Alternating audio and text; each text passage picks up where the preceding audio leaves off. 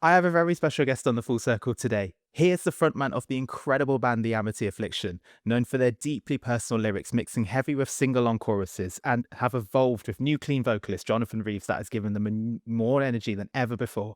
With their latest album, House of Cards, due for release on the 24th of April this year. And they're coming to the UK later this year following their US tour with August Burns Red. It's an absolute honour to have him on the Full Circle. His name is Joel Birch. Boom, boom, boom, boom, boom. Hey, Joel. Hey mate, how are you? Oh, I'm very good, thank you. How are you doing? Good, thank you. Just got the dog coming to say hello as well. Oh, shall we get them on the screen, or are they a bit camera shy? No, he's not camera shy. Hello. This is his thing. He just sticks his face in there. And then huffs and puffs, and that's it. He's a little baby. Oh yeah, Oh my nice. goodness. Get him out of Star of the show. No offense to you, Joel, of course. yeah. Off you play. Oh my goodness. Oh dear. Where am I speaking to you from? I'm at home. So we've just finished up an Australian tour. I don't even know where it was when we finished. Sunday, I think I got home, and it's Friday, so I've been home for like 5 days. And I'm off to America on Tuesday. So Oh wow, very yeah, busy turnaround. What have you been doing during this time in between? you know what? Usually I am at home, and the weather sucks, and there's no waves. And this time the weather's been it was pretty bad the first few days, and we've had waves for like 4 days. So I've actually been surfing quite a bit. Um, so that's it. Surfing, golf, hanging out with my dogs, and just having another cycle at home where I don't unpack my suitcase. Oh dear.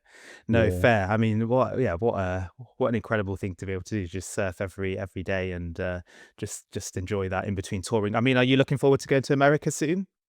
I am. I've got a deep affection for the place. Just from traveling there so much. I mean, I have some of my closest friends are in America now. Um, I think that's one of the more beautiful things about touring, I guess, is making these connections with people who I never would have met otherwise. Like one of my close friends in lives in Dallas and is like a logistics manager. Like I never would have met him, you know what I mean? And he's just like a guy I met quite randomly, like far out, like 13 years ago, and have just stayed friends with. So pretty Oh, pretty that's so cool. cool. Yeah, That's the positives of touring for sure. That's amazing. Is yeah. there obviously you mentioned Dallas. Is there anywhere else in America you're particularly looking forward to going back to? I always love going to New York. Um, Always. I grew up doing graffiti, and New York is like Mecca. You know what I mean? It's just one of those cities for me that's like super important on a like very strange cultural level because it is like a what did the Mayor Koch called it, one big miserable subculture, I think, in Style Wars. And it is a big subculture, and I still love it, and I love being in the subways there, and I love seeing all the graffiti, and just what I'm looking at is not what other people are looking at. I'm like seeing tags from 30 years ago. I'm just like, wow. People are like, that's dirty. I'm like, "Nah, I don't know. New York, I really love. I love the whole Northeast actually. That's where I would go if I were to move to America. 100%. Nice. Yeah, Very nice. Can you tell? So I just want to check. Can you tell like how old a graffiti is based on what it looks like, or?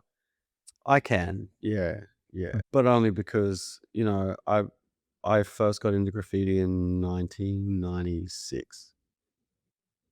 So, it's like I've watched it, I've been watching it for quite a while, it's like bird watching. It's just some real nerd stuff, you know? It's like it's so dumb. It's like, "Oh, I found this tag in this alley. It's from this guy in 1992."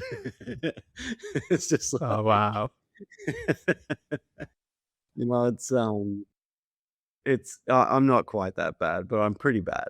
I'm pretty bad. I do get excited if I see, if I see some older kind of graffiti. I mean, my dogs are named after graffiti writers from New York in the 80s. I've got Dondi and Zephyr. So, um, Wow. yeah, really tragic stuff. Like, I think, you know what I think, like every musician is just like a nerd in cool job clothing at the end of the day. That's your words. That's your words. Yeah. Are you a fan of Banksy? No. Um, no, no. Not hmm, let me rephrase this. Not I'm not a fan. I find him to have made and be making very compelling work. Um, I don't I hate the stencils. Uh, but that's such a dumb, like, I don't hate them for any good reason. I hate them because I like graffiti, and they were called graffiti when they first started popping up, and it offended me, and, it's just one of those dumb things, you know? It's like, you're asking, like, someone that likes country music if they like, Hank Williams III and they're a Nashville country person. Do you know what I mean? Like, that's Fair the enough. difference. Yeah, I'm like, I don't really care. I don't like the stencils. I He is so talented. Like, can you you know, I there aren't many things there aren't many things I don't like that I can't also appreciate. There are some, but there aren't many. Like, there's plenty of stuff I don't like, and I'm like, "I don't like that because it's not my taste," you know? I think it's brilliant, but it's not for me. Fair enough. Fair enough. Do you still dabble in graffiti or? Yeah, every now and then, but I mean, I'm you know, I'm playing golf. I've got a kid. I got kids here. You know, sorry, my this dog, he's been banned from the inside for like 3 days, and now he's sniffing the rug for everything the 10-year-old has possibly dropped. Why was he banned? He's got a lot of hair. He's a border collie, and he's got black Uh, and white hair, and he shakes and it puffs everywhere, and lots of vacuuming, basically. The vacuuming. okay. Yeah, yeah. Oh dear. Bit excited to come back in. You've chosen songs for the full circle. Do you want to give listeners or viewers like a bit of a preview as to like the types of songs you've chosen or why you've chosen the particular songs? I have chosen all of these songs. They kind of plot a path that is, I think people that like our band will like, in that it's nice to see perhaps an artist whose lyrics you attach yourself to go through some lyrics that they are attached to. And and I guess this just shows how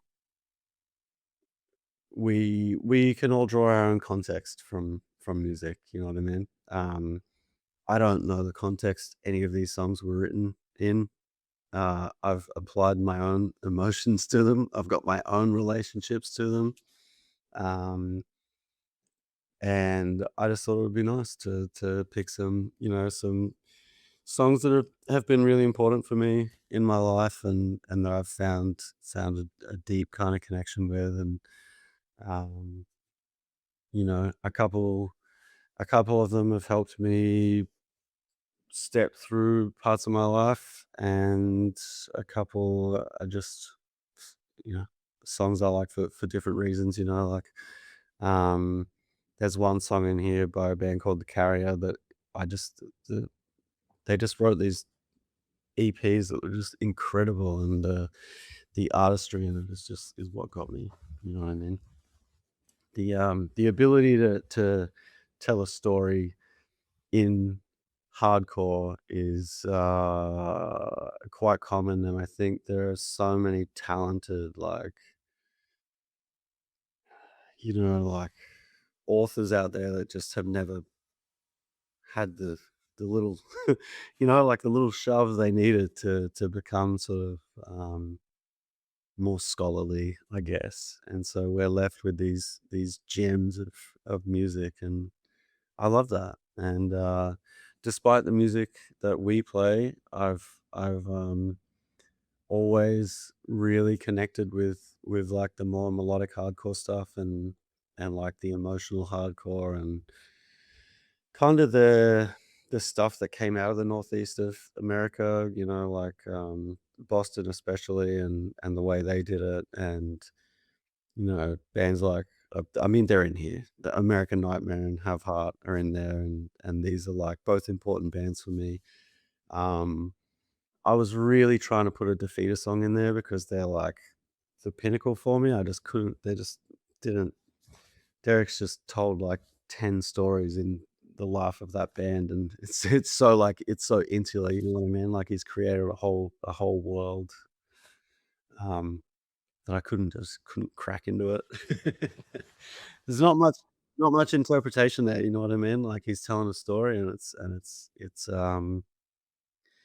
he has just put so much like of the human experience and the human condition into those songs that I just like what I don't wanna pull something out of them, you know what I mean? They're precious to me. No, that's so cool. No, fair.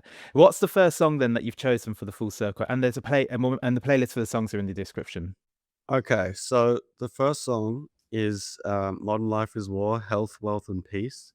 The first line kinda got me, or the first verse rather, "In the pursuit of health, wealth, and peace, try not to dwell in the rear view on momentary street, shun substance for distraction, you can't squeeze love from hateful action." And that got me, and I love that song already, right? But I'm, like, looking anyone that likes music is just, like, you put them on the spot with picking songs they love, and it's just like, "Oh, no." It's like every vinyl you've ever had, every CD you've ever owned, every playlist you've ever made just starts popping into your head, and you're like, "Oh, no, like, what genre? Like, what?" And, you know, I just love this band.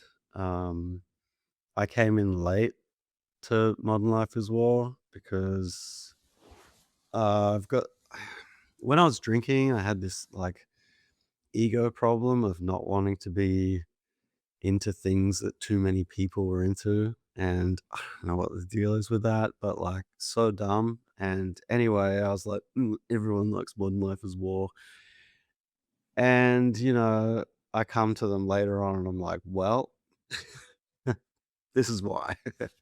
And so, I mean, I came in late, which means that the benefit of that for me is that their evolution has not been so crazy, like what I listen to them now, like, I still listen to them.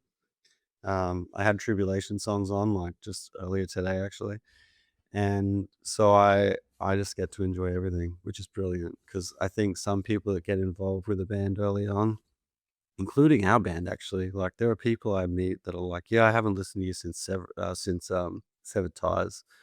'Cause I just loved that album, and I'm like, "Yeah, cool, like, fair enough." Like, I understand, you know what I mean? Um, for me, because I've had this huge, stupid chip on my shoulder about liking things that everyone likes, I usually come in late to stuff. I'm like Johnny come lately, you know what I mean? And I'm like, "Oh, I like all the new stuff."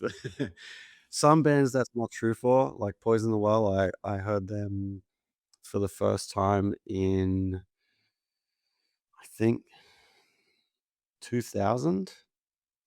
And, or 99 even, maybe 1999, and I was just like, "Whoa, like, this is it for me, like, this is the good stuff," and, I've loved everything they've made since, like, not one album has come out where I've been like, "This sucks." So yeah. So anyway, the first song, I, the title got me first because I thought it was kinda funny 'cause, it's like this, you toast a toast to health, wealth, and peace, and it's like a toast to all these positive things, but the lyrics are really, really cool, and, they're pertinent, and they are meaningful to me for different reasons, In verse 2, he says, "Picking up the pieces from the days when youth was my religion and my friends were gods, awoke an aged atheist in a cold sweat begging for recompense." And the chorus is accepting myself, accepting my condition, avoiding attachment and following my vision. The changes I waited for never came. My struggles of yesterday are my struggles of today. And I just relate to that. Like in in such a sorry for the clapping. This dog is not even 2 yet, and he's very much a puppy.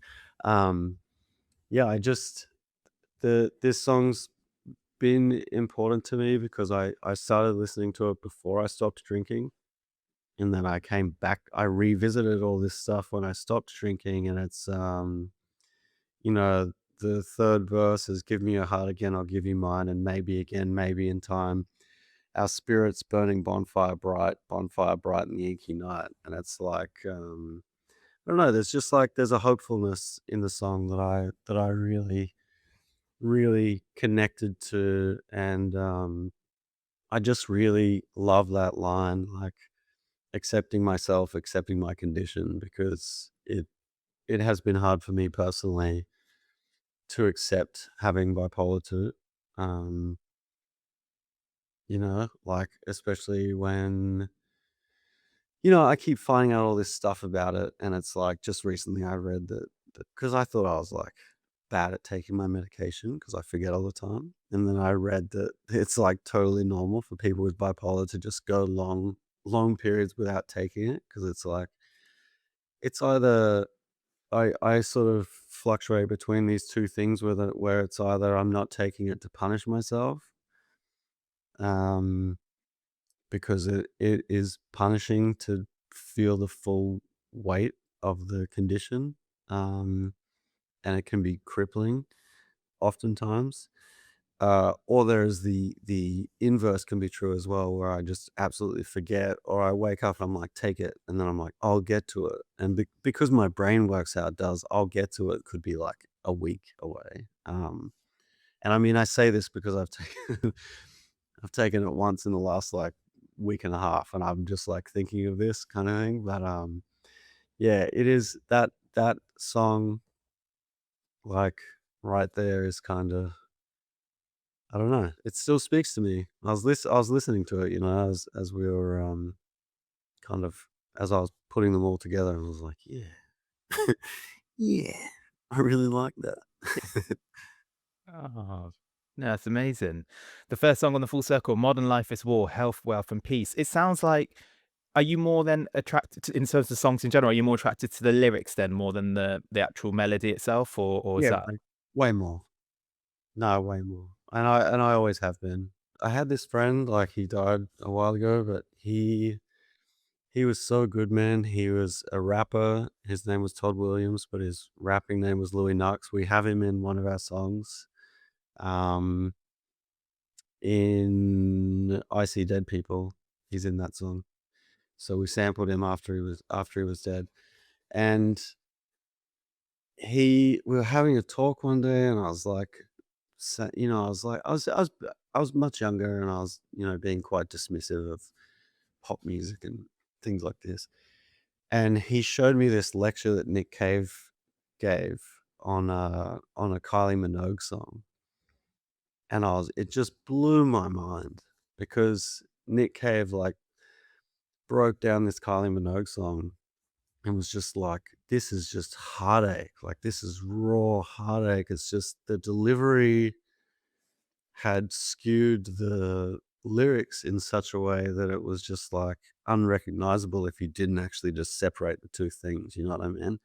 And it was one of the best conversations I've ever had in my life, I think, for as far as music goes, because it just really like that was like cracking the door open for a world of music for me because I was so fixated on lyrics and so like pretentious that I thought that good lyrics only existed in certain genres. You know what I mean? And it didn't really allow me to broaden the scope of what I was willing to listen to. And now I'm just like, there are some Justin Bieber songs where I'm just like, man, I'm like, this is very sad. You know what I mean? And I actually went through I don't even remember what it was. It was years ago. We were coming up to recording an album, and I was like looking through I think like the top 10 or top 20 pop songs at the time, and I was just reading the lyrics. I don't know much about what's happening in that world, you know what I mean? And I listen to audiobooks and podcasts and read books, and I'm so disconnected, like, by choice from what's happening in the music world, because it's just it's kind of been wrecked for me, right? But anyway, I was, like, reading through all these songs, and I was just like, I'm like, "Oh, man." I was like, "Everyone is miserable."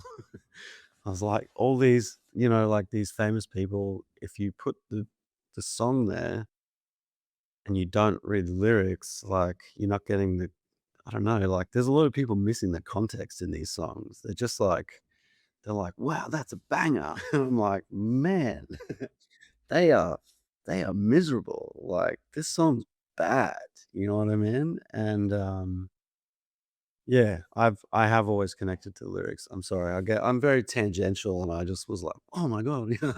Like, I do love the lyrics more than anything.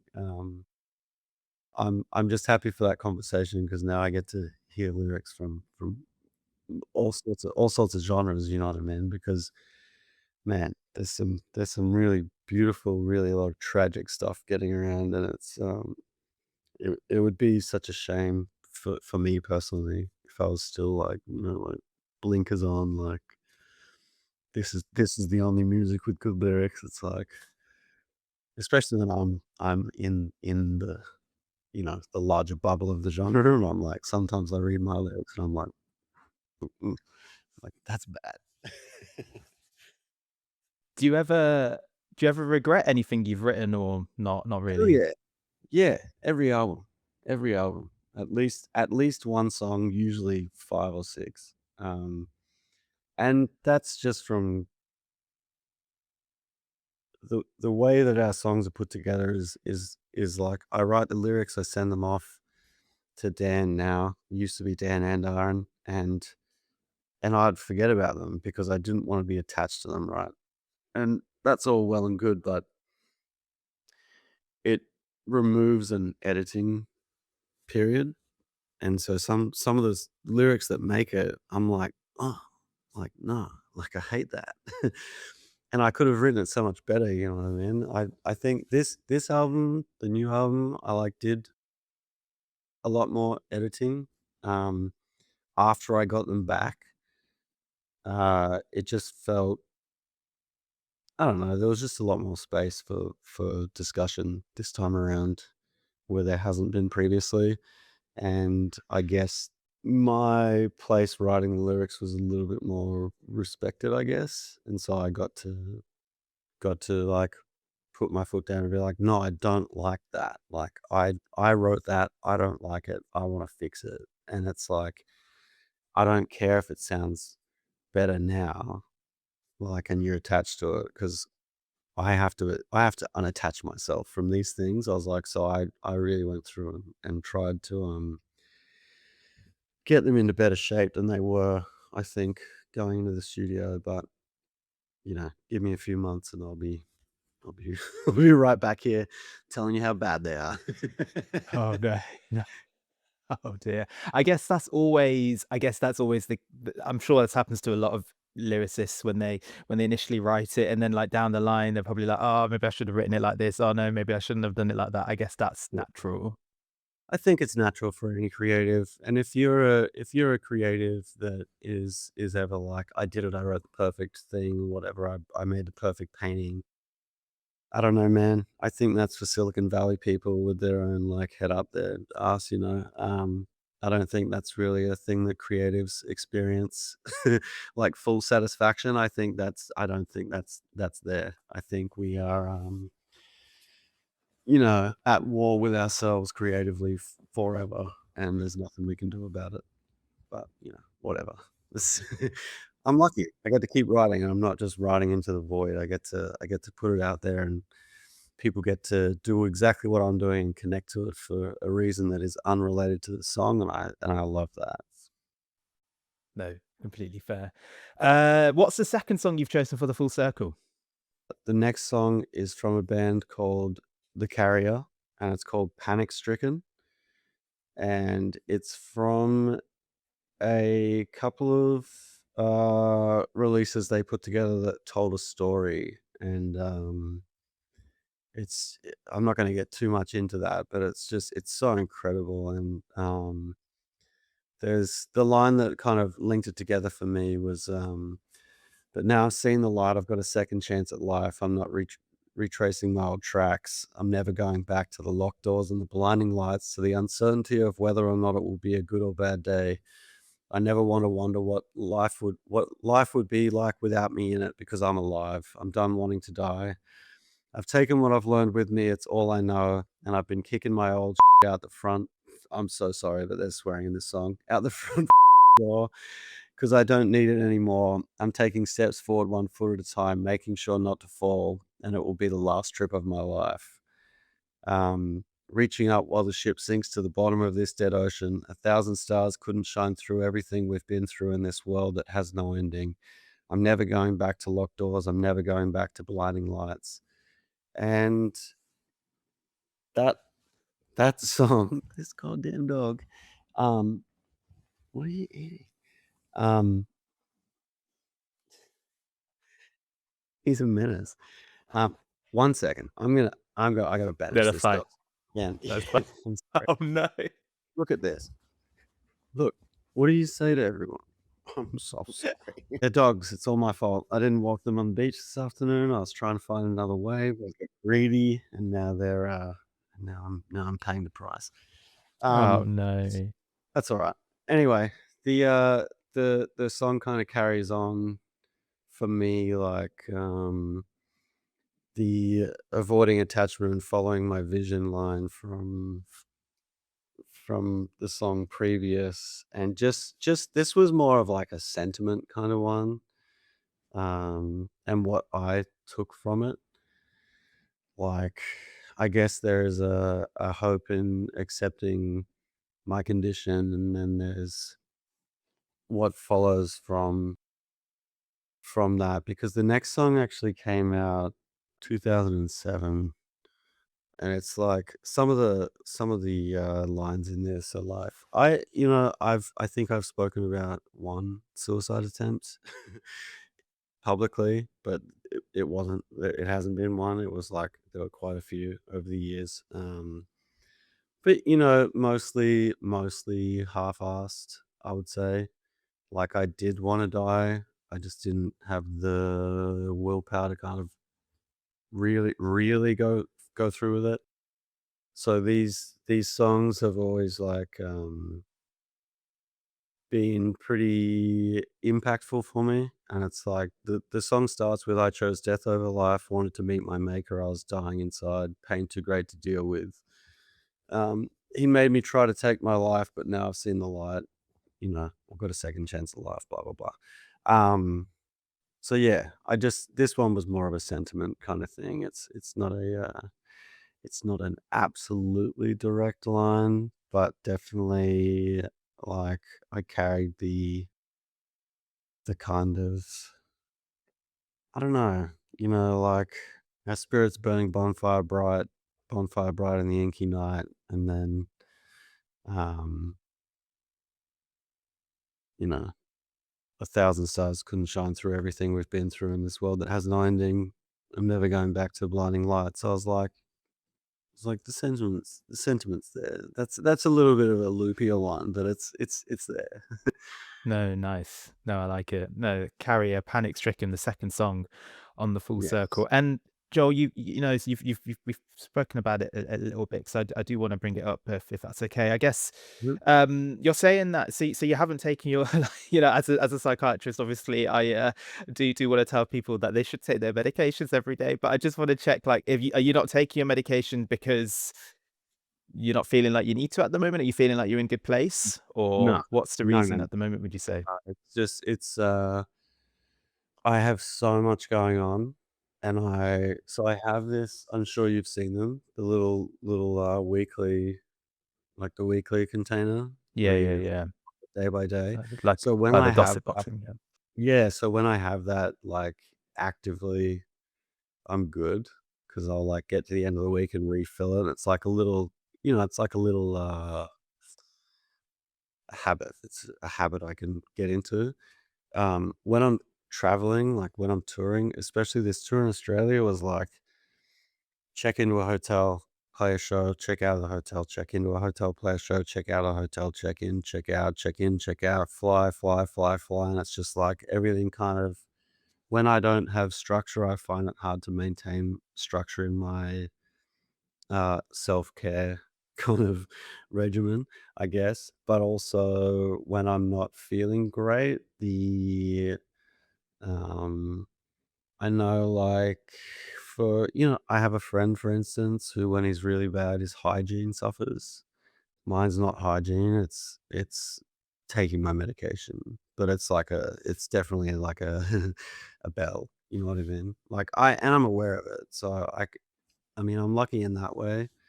I'm glad I'm not, drinking or taking drugs or anything, because there's no, I do realize I'm like, "Oh, I have to get back to, um, the program." You know what I mean? Like, I have to get back to taking them.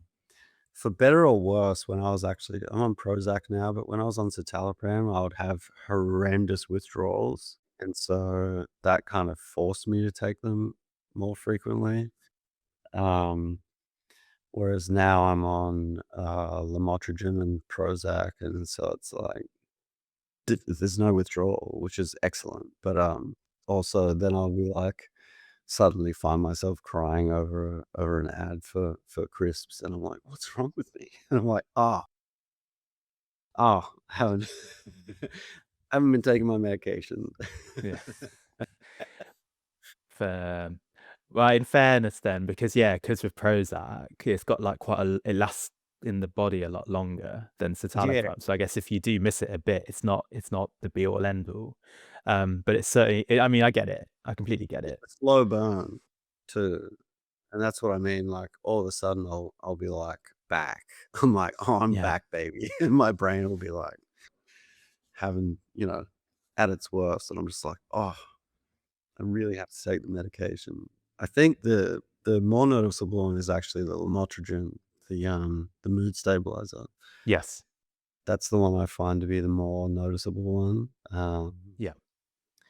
Getting like bad mood swings, easily irritable, you know, all the stuff. Mm. All the stuff. Yeah. Is it gonna I mean, going to America, is that gonna be a challenge then in terms of, like, being on top of your meds then, or No, it's actually easier because we're in a tour bus. So okay. touring America and Europe is relatively easy. I have a system. I have the bunks have these nets up on the roof, and so my I just stick my medication in the net, so it's, like, literally I see it when I wake up or when I'm going to sleep, so it's, like, very hard to and I keep water in my bunk, so it's, pretty hard to forget to take. It's like, when I don't take it when I'm on tour like that, like, that's punishment. That's when, the effects of the medication sort of they don't work like a lot of people that aren't on medications think, like, they are there to keep a better baseline, I think. Um, like, they lift my baseline, but they don't fix anything. So I still suffer from the same things I do when I'm not taking my medication, it's just way less extreme. It's just like, if I'm not taking it, like, the lows are really, really low. I My mania is not like bipolar 1. I don't get into these, like, extreme states of happiness and, like, fulfillment and positivity. I don't get that. I get more like, mine is more like I'll start firing off emails to, like, plan an art show and then a photography show, and then, like, I'll start like, "Oh, I should write a novel," and then I'll be like, "Oh, maybe I need to do a photo book," and I'll have, like, all these things open for, like, 3 days, and then I'll get really depressed that I haven't done anything. So, like, that's my mania, you know what I mean? Or I'll, like, order a bunch of clothes I don't need. That's another one that happens every now and then. I'll be like, and then I'm like, a month later, a box arrives, and I'm like, "What the hell?" And I've just ordered, like, a whole bunch of new clothes, which is, good for the wardrobe, bad for the wallet. Oh, no. Is there something So obviously you take, so obviously, you mentioned the medications, being off drugs and alcohol, obviously those have really helped. But is there anything that was something that you do that you're like, oh, this really helps my mental health? This is something that's really helped me. Um, Golf has strangely, like, been a godsend for me. And I hated golf forever, for my whole life. I grew up poor, and the association was like, oh, that's for rich old white people, like, or just rich people. It's like it's a rich person sport. Like, I'm not playing that. And I started doing it. I started. I went and got lessons because I thought maybe I could help a friend to stop drinking so much. It didn't work, and now I play golf. Um, and he's still drinking. But, I've it's a a blessing because it's like, anywhere from 3 to 5 hours outside, a lot of walking, you're in nature. It's, and it requires a kind of focus that I need because I have a very busy mind, and so I do find myself, like, feeling better. Um, I'm really bad at it. I have all the same mistakes that every other hacker golfer has. I rush my shots. I'm not good. I can't get the goddamn ball in the hole properly. But I have so much other stuff going on that when that's my only problem, it's really good. I'm like, "Oh, this is excellent." Like, my only problem right now is that I can't hit the goddamn tiny white ball down the grass field, like, whatever. And I go out there a lot, and I play a lot, and, I think addictive personality, addictive sport come together and perfect storm kinda thing, but I go out there and I see all these people getting really angry about it. I'm just like, "Bro," like, "Done it." Like, A, this has gotta be one of the hardest sports on planet Earth for, like, that somehow become this thing that, like, millions of regular people play. It's like millions of regular people trying to play ice hockey. You know what I mean? Like, and thinking they should be good at it. It's like, it's not gonna happen. Just don't worry about it. Or, like, like playing even football and then going down. I've spent a fair bit of time in the UK, and I did this other thing a while ago in Hackney, and where we stayed, I'd ride to the studio past these, like, the social, the fenced kind of fields that you guys have over Yeah. there. Yeah. And, man, I loved it. And I was like, but it's like, imagine just walking in there and being like, "Yeah, I'm gonna go, I'm gonna play," and then getting angry that you're getting, like, circles run around you. That's kinda how I feel out there. I'm just like, "I'm enjoying this. It's good for me, it's good for my brain. I feel good." Um, so yeah, I would say golf is the golf is the thing. When it's not that, it's usually walking around with my camera. Like, I love to watch people be people. Most people, I think, walk through the world or move through the world not paying attention to what's happening with other people. And for me, I've been carrying a camera around now for almost 20 years. And I look at the world differently because of it. And you can feel the city when you move through it like that. You can feel the mood of the city. You can feel what's happening. You kind of honestly, you get a sense for what's happening in the world if you're moving around a city as a photographer, because the mood of society shows itself. You know what I mean? And you see glimmers of things, right? Like, you see, like, glimmers of joy or glimmers of grief or glimmers of anger, but for the most part, you see a mood, like a kind of amorphous kind of thing going on, which has always really fascinated me. And I guess I use that as well as, like, a form of meditation. It's like I'm walking around with my camera and just looking at how the light's hitting things, and it sounds kind of basic and dumb to be explaining it, but when I'm doing that, I'm not thinking of anything else because it's just like, "Oh, where's the light bouncing? Because oftentimes, like, the thing I love most is catching reflected light on people because it illuminates people's whole face, and you don't get this, like, half dark, half light kinda thing going on. You get the full picture, and I think just for myself, because most people don't see my photos, you know what I mean? I used to put them up. I've, increasingly shrunk away from the internet, um, just over the course of years of abuse, you know, like online abuse, and found it's like it's just such an unhealthy place for me that I don't need it, you know, when I learned I could just completely detach myself from it, like, and I didn't have to be connected in this way, I was just, like, so liberated because I was just like, "Oh, that's not real." Like, what's real is, you know, there are obviously what's real in the world is real, it's happening, you know? There's a war going on in Iran, that's real, okay? But it's not in my immediate life as f as far as it's not forced on me, to immerse myself in it. And I think, you know, I like to read and I do stay up to date with what's going on in the world, but I think there is the way these algorithms want to keep you engaged on their platforms is just unhealthy for anyone with good intentions, with bad intentions, with neutral intentions.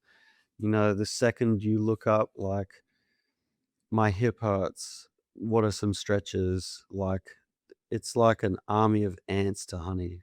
You know what I mean? And you're all of a sudden you're gonna be trapped in this, you know, and it's being able to extricate myself from that has been, like, quite liberating, and so I don't share my photos so much anymore. I kinda just I figure, you know, one day in my one of my many, mental projects, I'm sure I'll make another book. I've made one, I'm sure I'll make another one, probably less copies because it will be less, like, band related, and more just like I don't know, something for myself more than anything. Because it's not like I have my other book, but I only have, like, the test copy, which is all beat up, and then, like, a really, like, beat up copy, and it's like, I still like to flick through them every now and then, I'm like, "Oh, these are nice photos," you know, so that that's tangent. Oh no, I love it. I think the nuggets of information you gave are incredible. I love hearing about it, and I just love seeing how your mind works. And I think you're absolutely right about the internet and about social media and about being a double-edged sword. I wasn't aware of how much of what you describe as abuse. I wasn't aware that happened to you. I mean, that Lots of yeah, work, that's lots of work for many, many, like, sustained periods, for many different things, for many, many, oh many different wow. things, so yeah, it's not a nice place out there, you No, I'm sorry about that. know? Was it band related or was it just personal or what was? The I mean, the most recently it's band related, of course, Hmm. with the splitting from Ireland, um, but prior to that, I was, like, quite vocal politically, and it was mostly right-wing people, making, like, really very, very violent threats against me and my family, and, Oh um, my goodness. you know, I think the beginning of the turning point for me heading to where I am now was like it happened in 2017, and I ended up getting like it was like I think went on to 4chan, and it was like an army of like MAGA trolls, telling me to kill myself, like telling me they were gonna rape my wife, telling me they were gonna come to the show and Oh, shoot me. Yeah. And it was all because this kid came to a show, and he was wearing a Trump, baseball jersey and a Trump hat, and And I didn't single this kid out at all. I was like, I said, "Hey, like, I'm not gonna single you out, um, but, you've come to the show wearing these clothes that are like, you're obviously trying to offend and upset people." I was like, "There's no real place for that here." I was like, there are undocumented people here. We have immigrants here. We have Hispanic people. We have Latino people. We have like white people, black people. Like, this is not really the place for that. And that kid went online and said that I stopped the show to call him out, um, and turn the crowd against him. And he went and he spread that on the internet, right, like everywhere. And it ended up like the the worst it got. I had like I don't know if you know who Sebastian Gorka is, but he was like a consultant for Trump at the time. And he like an advisor to Trump, sorry, like in the White House. And he like tweeted at me and then blocked me though. So I like couldn't Of course he did. respond. So he had like 500,000 followers at the time. It was just insane. I had like these football coaches in Florida saying they were going to come to the show and shoot me, and I was just like, man, and I couldn't really say anything because it was just like this. If I've never had notifications turned on for social media on my phone, but if I did, it would have run the battery out. Like it would have ding ding ding ding ding ding. It was bad. Um, and then since then, I've had it a few times just from people. I don't know. Sometimes people decide to fixate on you for whatever reason for several months, and they make your life hell from multiple accounts. And what do you do? And then most recently, obviously, with the Aaron stuff, a small army of Aaron supporters on there, making my life pretty miserable. But end of the day, they don't know who I am as a human being. You know what I mean? And it's like I have to. It's hard. It is easy for me to get caught up in these things and to get kind of bogged down in them. But also at the same time, I've learned to detach myself from it and look after myself and make sure I'm sort of, like talking to myself and being like, hey, they don't know you. Also, you don't know them. Also, you don't know what kind of day they're having. Like, you don't know what kind of life they're having. Like this might be the thing getting them through the day is to release some anger at you about something unrelated. Like, I don't know what's going on, man. And I think just realizing I don't actually have to respond to anyone has been pretty liberating, and I don't have to read it, and I don't even these people come onto my page and comment stuff, and I just like click on their profile, and if they're following me, I just remove them, and that's that. Fair. That's it. I'm like, well, that's it. Now they won't see my content, you know, because you know how it works. They might have forgotten they were following me, and then I make a post, and they're like, "Screw this guy." You know what I mean? This guy. It's like, okay.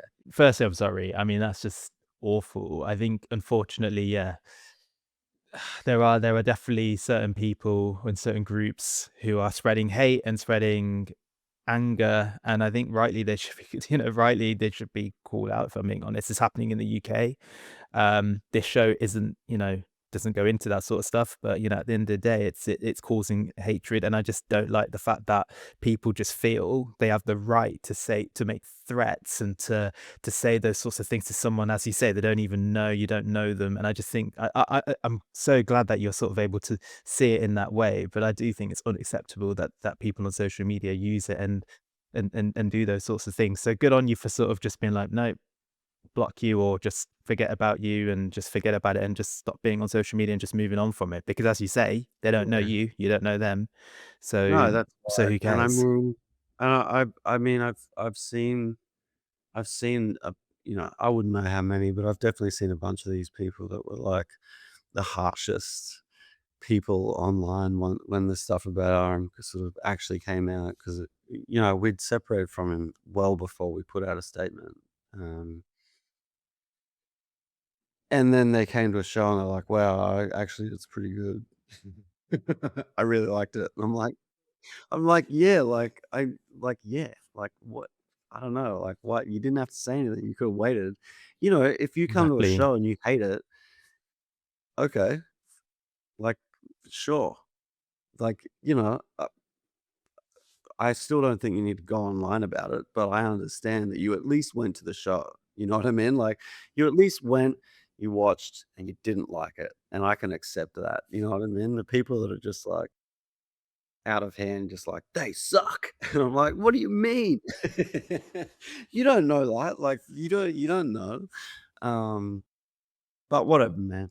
Whatever. You can't like thing, and I accept that about the world. I think with age, I was talking about this with someone the other day. I think it was a guy from Kerrang, and I was just saying, like, people of my generation and my age, like millennials or whatever. And I've seen this sentiment popping up a bit actually. It's like we existed pre-internet, and then we existed in dial-up internet when it was like, wow, the world is at your fingertips. And then we existed in like rotten.com, and then like the proliferation of conspiracy theory movies coming online, InfoWars coming online, like 9/11 and all this stuff happening, and then we've seen it just become this like rotten place. And I think the blessing in all that is seeing that arc and being like, unplug.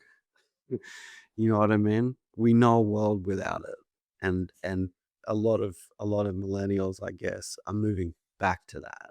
You know what I mean? Um, I just seem to be seeing that as a trend. It's just like millennials are just like, you know what? Like, I don't want that. I don't like it. Like, I want my phone to play Snake.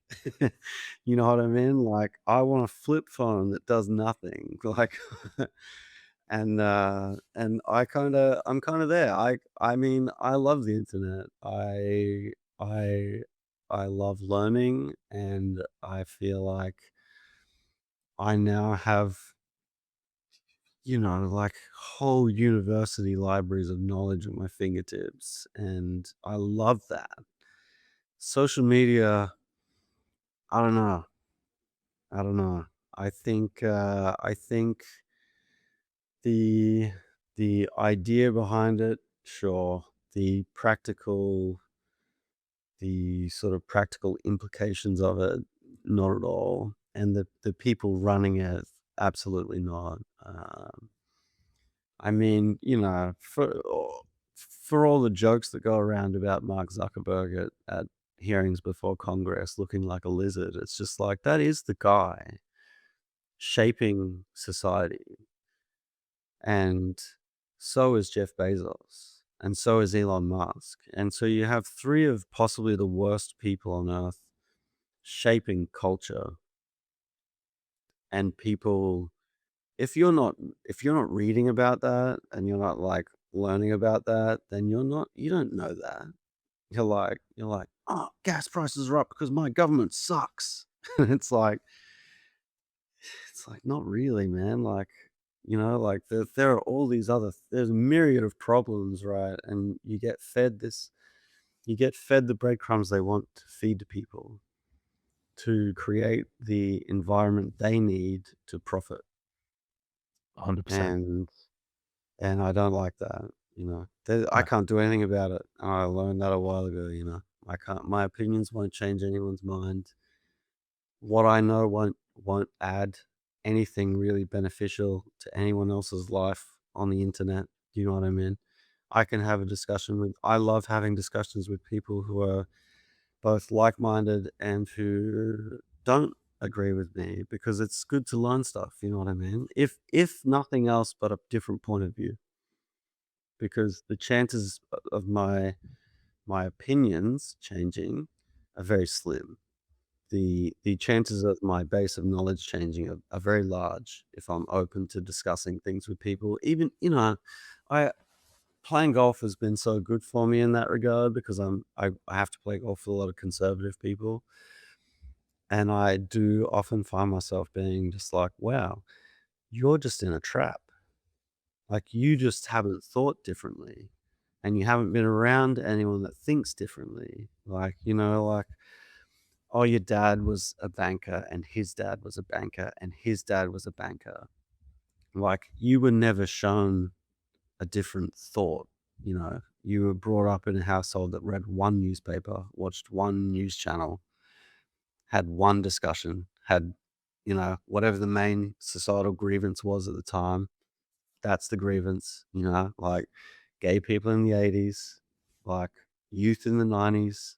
We're at trans people now. It's just like, there's always a large grievance going on that's fueling these kind of discussions. And now we have three people basically force feeding that into our lives. And yeah, I don't like it. I'm glad I'm a little bit older so I can sort of shift things around in my mind and like put the I understand the importance from a business perspective of having social media, but it ends there for me. And I'm glad I have that.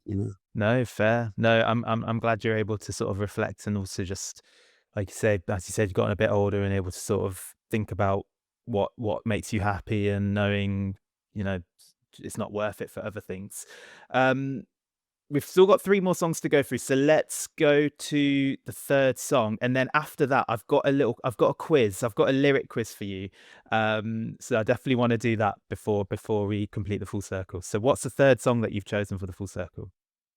We can hammer through these. So this next one is called "There's a Black Hole in the Shadow of the Prue," and it's by a band called American Nightmare, who are one of my favorite bands of all time across any genre. I think Wes Isold is brilliant, and this is the Shadow of the Prue it's actually just the Prudence building in downtown Boston.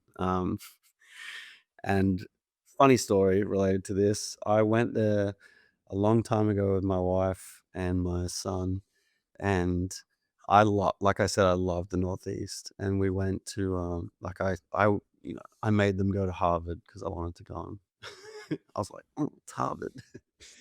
Nerd. And we went to the museum there and stuff like that. But I made a go to the Prudential building in Boston, and I just like took a photo of just the shadow, and I was like, yes. She's like, what is wrong with you? And I'm like, don't worry about it. Don't worry about it. This is a photo I'll look at in like 30 years and be like, hell yeah, like American Nightmare. Um, this gets less hopeful here. This one is like, the Carrier song is like reaching up while the ship sinks to the bottom of this dead ocean. 1,000 stars couldn't shine through everything we've been through. And then in the next one, this line, and he's like, dreams are trash on the side of the road, all starry eyed, tongue all tied. There's something you should know. I could have died with you, and Boston is the reason that I'm feeling so blue. Damn you. City lights and colder nights. I'm innocent minus the fights, praying out loud for a winter of quiet. Friday nights are killing me. I fall asleep, pen in hand. There's something you should know. Um, Cities aren't a way to cure a disease, and I don't even know why you listen to me. A razor wristed kid looking forward to ends. If love was a bridge, you'd be the one in the fence. And yeah, it's a miserable song, um, but I love it. And that, however, takes us to the next one. Boston is the reason that I'm feeling so blue is the line that led me to the next song by a band called Have Heart, and it's called Hard Bark on the Family Tree. And the first line of this song is October leaves on Massachusetts trees, and Boston is obviously in Massachusetts. So that's the link there. Uh, this song I used to listen to in the van on every single US tour, and I still do if I'm awake. If we're crossing the border into Massachusetts, I'll put this song on every time without fail. It just says, on my knees with these leaves on these Boston streets, praying to a God Praying to a god forsaken summer night stole, one fight, one family swallowed whole. And I was just like, that links in with the previous song. So that's the link there. Yeah. Very nice. American Nightmare, There's a Black Hole in the Shadow of the Proof, which is the third song, and then Hard Bark on a Family Tree, Have Hearts, the fourth song on the full circle. So I've got a lyrics quiz for you. It's called, well, I couldn't think of a witty name. I just called it Amity Affliction or Not. Sorry, I couldn't. I was trying really hard to think about a way to make it witty. It just didn't work out. Oh, you're gonna get me with this because I am very forgetful, and I don't. I like at the start of every tour when we're jamming, I have to have the lyrics printed out because I forget them. So you're gonna read. You're gonna get for sure. Okay. Well, fingers crossed. I'm hoping you get it all right. That's the hope. I don't want to get you. To make it easier, I put it into like quote unquote eras. Okay. The first era, quote unquote, is the Young Bloods and Chasing Ghosts era. Okay. Mm-hmm. So here are the three lyric lines. You got to tell me which one is the odd one out. The first one: we need to run together. That's Amity. The second one, I've got my eyes open wide. That's Amity. And then the third one is, I'll offer you forgiveness. Nah. Okay. That's not me. Nice. Not You from got that. it. Not in that era. Nice. Bonus. But and they've all of these, all the odd one outs have got some sort of connection, loose connection to the band in some way. I see. So this one was an Asking Alexandra song. Morte et Dabo, because you toured with them during that time in the UK and Australia. Yeah. We've toured with them a lot, actually. They're very Mm. lovely. It's fine. So that was okay. That was okay. Okay, let's go for the second era, which is Let the Ocean Take Me, and This Could Be Heartbreak. So, first line is, say it like you mean it, do you trust me now? The second line is, the leaves are dancing on my grave. And the third line is, I am low, my friend, and now my heart does sink. The first one's the odd one out. Yeah, nice. Well, Yeah, I knew it'd be okay. you could have got me with that. You could have like picked a deep cut from one of the other songs, and you might have got me. It's like not far off. What is that from? Yeah. That's from a band called Trophy Eyes, who also supported you back then. Yeah. Yes. Man, I love that band. Now, I've not included any for Misery because I felt like that was a bit of a departure from the usual sound that you guys have had. And but I just want to say personally, I love that album. I love Misery. I think You it's a know really what? good album. Do you know what I said to Dan while we were recording this recent one? I was like, Misery would have been great if we put it out as a like an accompanying album to something else. You know what I mean? If we did like a regular Amity record and went, hey, but also this, then I think it would have been really cool. On its own, maybe not. Yeah, I don't know. That's a traumatic record for me. I don't think I'm the right member of the band to be looking back on that one. But yeah, not fond of that record or making the record or any of it really. Fair enough. I mean, you still do Drag the Lake like, so that one must have a bit of Yeah. a. Everyone likes it. Fair enough. Yeah.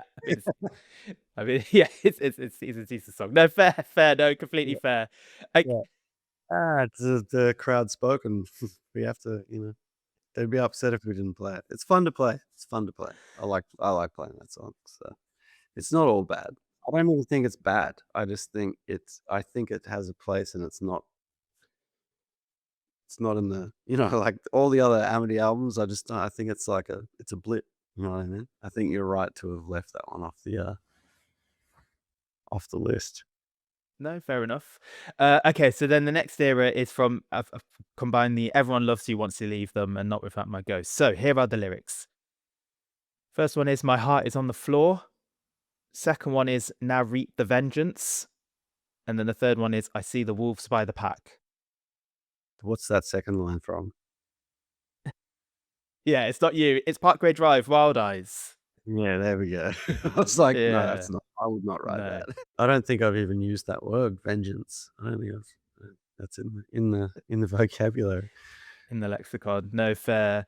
Yeah, no, that was I mean, seeing you guys, was that last year? Yeah, with Parkway Drive in the UK was a really fun show, and obviously that's the first time Yeah. you got to see the new lineup, and obviously we'll be seeing you again this October, isn't it? Yeah, this October. So that's super exciting. Okay, current era. So you should be able. I mean, I'd be pretty surprised if you don't get the odd one out here. But no pressure. Actually, I just realised now that I said that. Okay, first one. They paint picture of a disaster inside me.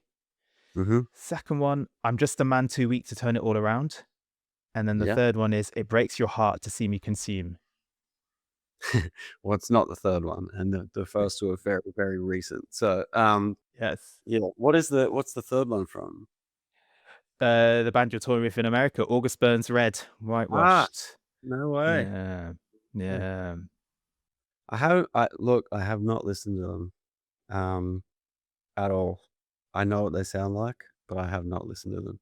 It's very technical, heavy music, and I don't play an instrument, and so it's kind of lost on me. I'm just that's one of those things where I'm like, this is so good, and I would never listen to it because it's just it's my brain. My brain doesn't have it. You know what I mean? There's so many bands like that. Where I'm just like, damn, this is good. I feel like I'm missing out actually on quite a bit. There's like all these bands kind of like between the Buried and Me, I feel like did this crazy thing, and then you've got like with Sugar, and I just don't listen to them because I'm like, my brain doesn't like it. Just won't have it. Won't participate. Yeah. Fair. I mean, yeah. I mean, it's just one of those. I mean, is there a obviously you must be super excited for the album to be coming out very, very soon. Is there a song or a moment that you're like, oh, I'm really looking forward for the fans to hearing this one or anything like that? I think Heaven Sent, um, which comes out pretty soon. I think we've led with 2 songs that are like the least like Amity from the record, um, which was a choice. Was it the right choice? I don't know. But, the first line from Heaven Sent was, "I just didn't wanna lead with that." It's, like, the first line is when his burning cigarette was put out on my arm, and I just didn't want that to be the first sentence for the next part of the band's life, you know what I mean? Um, I kind of wanted to put something nicer out there, which we did, you know? So, I don't know. I think we made the right choice. Heaven Sent's very heavy, depressing song. The lyric content is miserable. It's not good at all, and I just didn't wanna I don't know. Everyone needs a little bit of hope right now, I think, and, leading with something a little nicer was a good choice, in my opinion. That was what I thought when I heard House of Cards. I was like, wow, this just feels a bit more hopeful, like just maybe compared to some of the other stuff Mm. you've Yeah. previously had. I mean, would you say that there is a bit more hope and a bit more stuff like that on the album, or would you say it's closer to sort of like the lyrics on Heaven Sent that you described? No, it's mostly miserable. Oh, Yeah. But, I mean, little glimmers of nice stuff, but, yeah. It's, I've been through a lot. I mean, before every album, it just seems like life just hands me some more, content. So this one's no different, you know. I lost a friend in January. We sent Aaron home from a tour in May. My mum died in July. That was the year I had. So it was never ending. That was 2024. So yeah. not the yeah. I'm really sorry about it. Not the most ideal of years, and I know you've spoken about all of those. I know you've spoken about the not the best relationship with your mum, and Ah, obviously the horrible. difficulties with yeah. So obviously a lot of those things are likely going to be featured on the album, or at least the lyric is going to be at least Yeah. impacted from Yeah, those yeah, yeah. situations. Yeah, I mean, the whole album's about that. If it's not about my mother, it's about, I feel like every album I've ended up writing a song that I won't explain to people, and this one's no different. So Swan Dive is that song on this one, and I won't go into that with anyone ever.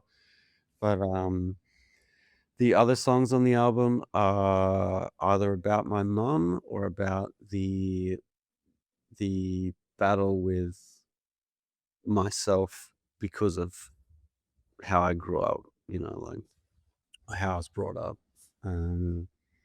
Because it does create problems, like growing up in an abusive household, it creates problems. And one of the, I if I could go back to my 20s, I would really just tell myself to enjoy it, because you get into your 30s, you really start thinking about life. And first you start thinking about your own life, and then if you have a kid, there's that comes into play. And then I'm in my 40s now, and I just start really reflecting on, like, what shaped me into being who I am, like, what was it? And then you start having all these sort of like reflections, and it's just sometimes not great. You know what I mean?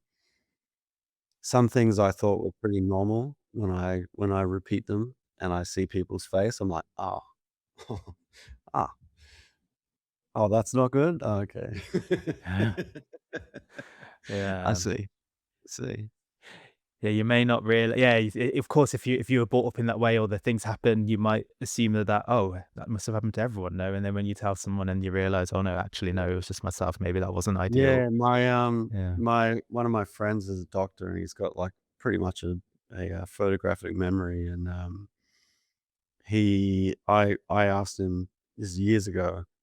I was like, man, can you talk to me about like what happened in my? I don't remember much. I was like, can you talk to me about it? He goes, no, no, you don't need to know about that. He goes, I just wish you grew up in a house where people respected you as a human being. And I was like, that's worse. That's worse. What happened? Tell me what happened. Speculation. Like, tell me. Give me the goss on myself, please. So yeah, all these other things come up. So it's like I really do wish I could. That the all the cliches you hear when you're growing up. You hear older people say youth is wasted on the young, and you're like, man, like whatever. And then you get older and you're like, yeah, man, like I just drank through my 20s. Like I was so fit, man. I could have just done so many cooler things.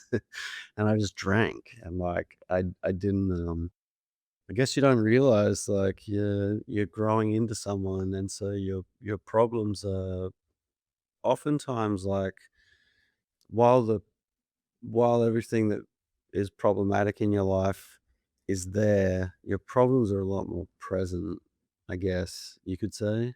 Well, it feels like that looking back, like maybe not. But it feels like dealing with the problems was like lifetime problem solving, and now I'm like super far in the past problem solving, and it's much harder. I don't like it. Like I don't appreciate it. Put it that way. No, fair enough.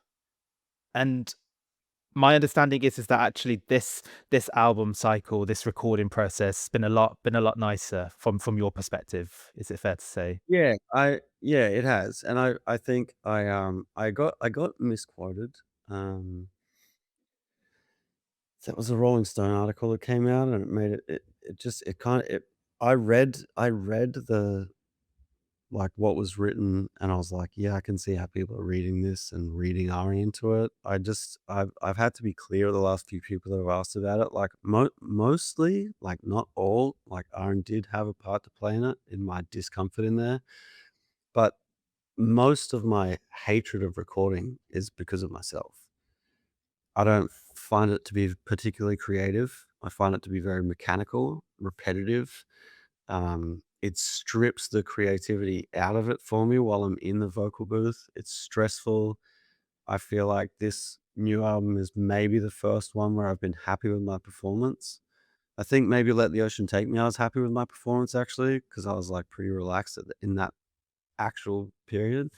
But yeah, it's mostly me. I just don't like being in there. Like, I don't like it. I don't like the studio. I find it to be claustrophobic. I find it to be sterile. It's not, all the creative things I do outside of writing are all very, very active, very physical, and um, not sterile. And the recording process is very like, do it, do it again, do it again. do it again, do it again. People don't know that, and I think anyone that hasn't been in a studio like doesn't realize that it's fun if you write the music. I can see how it would be fun. I don't write the music, so there's nothing happening in there for me. You know what I mean? Like, I am the dumb front man. I get on stage and I scream. I don't play an instrument, and I write the words. And so the studio for me is the worst part about being in the band. Like, being on stage for me is the absolute pinnacle of being in the band. Um, so it's just that's how it is. And that's in a lot of bands. There are people that love the studio, people that hate the studio. I'm not unique, and it's not a unique problem or a unique attitude to have to not like being in there. You know what I mean? I certainly will not be the last person that says they hate recording because it's so stressful, man. You're like, oh, cool. Like, in our case, it's like hundreds of thousands of people are going to hear this and judge it. That's what's happening when I'm in there.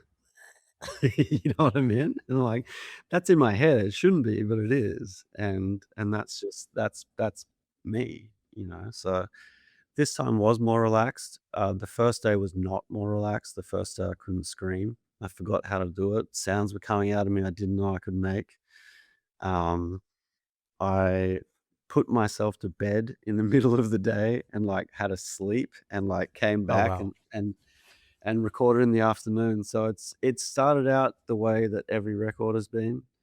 It's just that I got it together after that because the atmosphere there was just so much more supportive than it has been in the past. It was very much every all of us trying to lift each other up, um, instead of what it has been. And I can't I can't put into words what it has been in the past. It's just not that. I'll say that. No, no, fair. And I understand. I get being in a studio must have its, as you mentioned, its difficulties and the reasons for that. And you mentioned that sometimes, sometimes it worries you about, like say, so many people listening to your stuff. And how do you? I mean, is that when the album gets released on release day? How do you feel on that day? Do you get a sense of relievement, or do you, or do they? How do you feel when the album gets released on that day? I've had to over the years learn how to not care. And I have, probably a personality flaw, not a personality trait, but the ability to kind of cut myself off from things, emotionally, and I just do that. It's just, whatever. That the people that are taking the time to comment on the internet are great, but like I saw a comment yesterday, I think, that made me like laugh because I was just like, I guess the the band's Instagram is actually run by our photographer. No one in the band touches it, and people comment like it's me doing it. I'm just like, yeah, I don't know, man. Like, I don't know what to tell you. Um, but Tom put a post up and it was like, a million streams for House of Cards, blah blah blah. And some kid wrote like, "Oh, I love the song. It's just a pity that not many people are jamming to it." And I was like, "This is literally a post saying it's had a million plays. Like, I don't." What do you mean? I was like, what? I was like, like I I don't know. People just type stuff. I think and just fire it off. It's like, yeah, well, I don't know. I'm thankfully 95% detached from what happens on there. 5% crippling sadness from reading some stranger's comment, but I think that's Mm. the the life of every artist. I mean, as long as I mean, it's easier said than done. As long as you're liking the music and you're liking the creative process, and as long as you feel that it's a piece of work that you want people to hear, I guess that's all that really matters at the end of the day. I guess it's a bonus if And I'm sure there will be. I'm sure a lot of people enjoy it, but I guess that is at the end of the day. I don't know, we're happy with it, and that means it's successful. We're Yeah. very happy with it. We finished it, we listened to it, I can still listen to it, we finished it in September, and I haven't been able to do that for a long time. So, for me, it was a success, a roaring success, and anything that comes from it at this point in our career especially is obviously a very welcome bonus, that I'm very grateful for. Oh, 100%. Oh, and super looking forward to hearing myself. And obviously, anyone can from the 24th of April. And very, very excited to see you again at the Kentish Town Forum later this year. Let's wrap things up. Yeah, Have Heart Bark on a Family Tree. How's that linked to the last song on the Full Circle? Uh, there's in the bridge, uh, he says, "Oceans of emotions, let me in, we've got to swim. Uh, let me in, we've got to swim." And then the last song is by Poison the Well. It's called Breathings for the Birds, which I just think is excellent. In the first verse, he says, "I want to become what I must so I can tunnel through the ocean waves to you. I'm on my way now to you. I'm on my way now." And it goes, it goes through, and it's, like most songs that he writes, it's pretty mournful, and it's like destroying the homes of creatures trying to hide below. I'll bash the rocks till my hands shatter, making a straight path to you. I'm on my way now. No matter the things I say, I've cared for you all my life. And then, yeah, right at the end, he says, "You must remember that I always swept the pieces I left behind." And that takes us through to picking up the pieces from the days when youth was my religion. There we go. Oh, excellent. Poison the Well, Breathings for the Bird, the last song on the Full Circle, hence completing the Full Circle. Yay! Oh, amazing. Thanks so much, Joe. Oh, it's been an absolute honor and pleasure to have you on the Full Circle. It really means a lot. And is there anything that you want to say to the Full Circle Nation before we wrap things up? In September, we're playing Manchester, and it's already looking like it's going to sell out probably in the next month or so. So buy a ticket. That's it. Yeah, I'll put a link in the episode description as well. Please do share them. I've seen you guys so many times over the years. Oh, incredible every time. And really looking Awesome. forward to seeing you again later this year. Joel, thank you so, so much. It's been an absolute honor. I wish you all the best. Yeah. Thank you very much, mate.